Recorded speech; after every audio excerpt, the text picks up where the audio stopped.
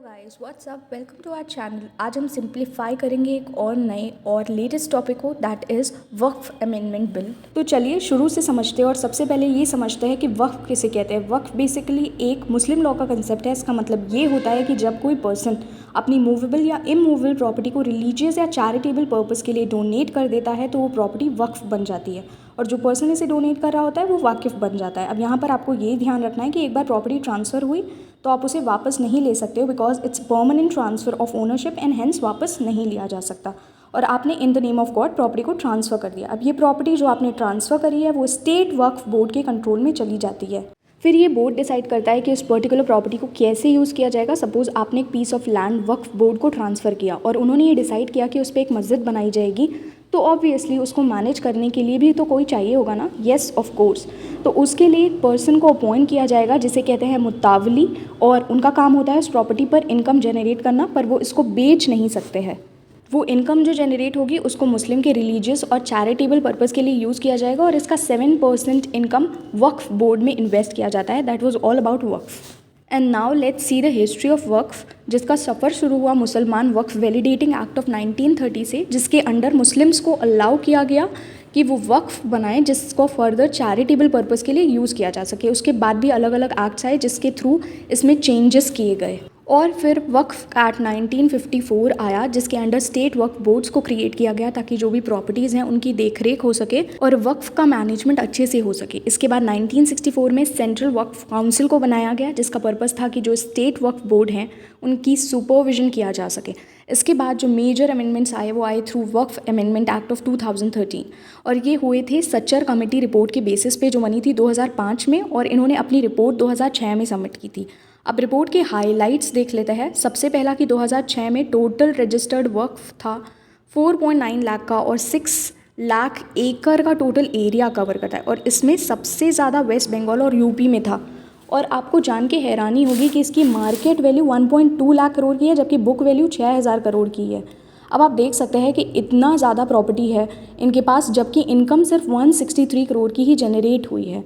Committee की recommendations ये थी कि अगर प्रॉपर्टी को अच्छे से यूटिलाइज़ किया जाए तो मुस्लिम कम्युनिटी का सोशियो इकोनॉमिक और एजुकेशनल डेवलपमेंट बढ़िया तरीके से किया जा सकता है। इसके साथ इन्होंने कुछ और रिकमेंडेशंस दिए। पहला कि स्ट्रिक्टर रूल्स बनाए जाए ताकि मुतावली का बेटर मैनेजमेंट हो सके। दूसरा बात किया गया डिजिटल रिकॉर्ड कीपिंग के बारे में, सो दैट ट्रांसपेरेंसी को इन्हांस किया जा सके। तीसरा बात किया गया वक्फ प्रॉपर्टी के बेटर मैनेजमेंट के लिए नॉन मुस्लिम्स को भी अपॉइंट किया जा सकता है। इसके अलावा ट्रिब्यूनल्स की पावर के बारे में बात किया गया। इसके अंडर वक्फ ट्रिब्यूनल्स को इस्टेब्लिश किया गया जो बेसिकली डिस्प्यूट्स को हैंडल करते हैं। वुमेन की रिप्रेजेंटेशन की भी बात की गई इसके अंडर, और इन सब रिकमेंडेशंस के साथ एक्ट को पास कर दिया गया। अब इतने सारे चेंजेस करने के बाद भी प्रॉब्लम्स को सॉल्व नहीं किया पाया जा रहा था, और इसकी वजह से 8 अगस्त 2024 को लोकसभा में वक्फ अमेंडमेंट बिल 2024 आया, और साथ ही साथ मुसलमान वक्फ रिपील बिल 2024 को इंट्रोड्यूस किया गया। और इसके 3 पर्पसेस थे। पहला वक्फ रूल्स को क्लियर करने के लिए, और दूसरा वक्फ बोर्ड की फंक्शनिंग को स्मूथ करने के लिए, और तीसरा वक्फ प्रॉपर्टीज़ के बेटर मैनेजमेंट के लिए और इसको डेवलप करने के लिए। पर बहुत क्रिटिसिज्म मिलने की वजह से इसको जॉइंट कमेटी को रेफ़र किया गया। उसके बाद सबसे सलाह मशवरा करने के बाद 30 जनवरी 2025 को रिपोर्ट सबमिट हुआ जिसमें 25 रिकमेंडेशंस दिए गए, और फिर ये बिल लोकसभा और राज्यसभा में पास हो गया। अब पहले क्या था और अब क्या हो गया है, फटाफट से वो देख लेते हैं। अरे कहना क्या चाहते हो? कहना ये चाहते हैं कि चेंजेस क्या हुए। सबसे पहली चीज़ कि पहले एक्ट के अंदर ये था कि जो नॉन मुस्लिम्स थे जैसे कि हिंदू, जैन, सिख, वो भी अपनी प्रॉपर्टी को वक्फ की तरह ट्रांसफ़र कर सकते थे, बट अब इसे चेंज कर दिया गया है और कहा गया है कि सिर्फ वही लोग जो पिछले 5 साल से इस्लाम को प्रैक्टिस कर रहे हैं वही अपनी प्रॉपर्टी को वक्फ के फॉर्म में डोनेट कर सकता है। दूसरा है वक्फ बाय यूज़र।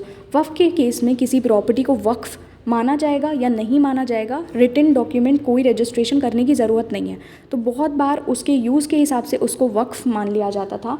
इसको समझते हैं केस के थ्रू, सैयद मोहम्मद सली लबाय वर्सेस मोहम्मद हनीफा केस। इसमें एक पीस ऑफ लैंड पे उसके एंसेस्टर्स ने एक मॉस्क बनाया था जो पब्लिकली ओपन था और सब लोग वहाँ आके नमाज़ पढ़ सकते थे। फिर लेटर सुप्रीम कोर्ट ने ये डिक्लेयर किया कि उसको वक्फ प्रिज्यूम कर लिया जाएगा क्योंकि उसको पब्लिक के यूज़ के लिए ओपन रखा गया था। तो इस कंसेप्ट वक्फ बाय यूज़र का ये मतलब होता है कि किसी प्रॉपर्टी को अगर लंबे समय तक किसी ऐसे पर्पज़ के लिए यूज़ किया जा रहा है जिसमें वो वक्फ लगे तो बिना डॉक्यूमेंटेशन के ही उसको वक्फ मान लिया जाएगा। But in the new law इस कंसेप्ट को हटा दिया गया और कहा गया है कि किसी भी प्रॉपर्टी को वक्फ तभी माना जाएगा जब कोई ऑफिशियल डिक्लेरेशन होगा। तीसरी चीज़ कि अमेंडमेंट के बाद ये कहा गया कि कोई भी ऐसी लैंड जो गवर्नमेंट की है जिसके रिगार्ड्स में कोई भी ऑफिशियल रिकॉर्ड्स ना हो, जिससे ये पता चले कि वक्फ की प्रॉपर्टी है पर वक्फ ने उसको क्लेम कर लिया है, तो अब वो ऑटोमेटिकली वक्फ नहीं रहेगा। और इसको वेरीफाई कौन करेगा? वो करेंगे कलेक्टर साहब, और जैसे ही असलियत सामने आए तो उसको वक्फ के से हटा दिया जाएगा। मतलब वक्फ होने के लिए ऑफिशियल रिकॉर्ड्स होना ज़रूरी है। नेक्स्ट है कि पहले क्या होता था कि कोई प्रॉपर्टी वक्फ है या नहीं डिसाइड करता था सर्वे कमिश्नर, जो स्टेट अथॉरिटी नहीं होता था। बट अब स्टेट में कौन सी प्रॉपर्टी वक्फ है या नहीं ये डिसाइड करेगा डिस्ट्रिक्ट कलेक्टर। वो डिसाइड करेंगे कि अगर गवर्नमेंट प्रॉपर्टी है तो उसे वक्फ नहीं बना सकते, और अगर कोई पर्सन उनके डिसीजन से सेटिस्फाइड नहीं है तो वो ट्रिब्यूनल के पास अपील फाइल कर सकता है।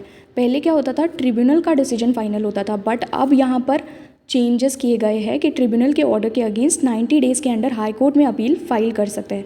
दूसरा आता है लिमिटेशन एक्ट 1963, जिसके अंडर अगर आपकी प्रॉपर्टी किसी ने हड़प दी है तो आप कुछ स्पेसिफाइड टाइम में केस करके उसको क्लेम कर सकते हो, बट उस टाइम के बीतने के बाद आप उसे क्लेम नहीं कर सकते हो।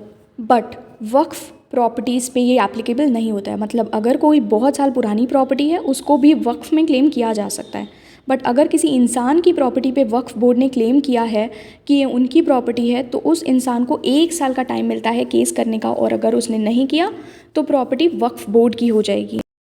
बहुत तेज हो रहा है, बहुत तेज हो रहा। अब अमेंडमेंट के बाद ये होगा कि अब लिमिटेशन एक्ट जैसे ऑल ओवर इंडिया अप्लाई होता है वैसा ही सेम वक्फ पे भी एप्लीकेबल होगा।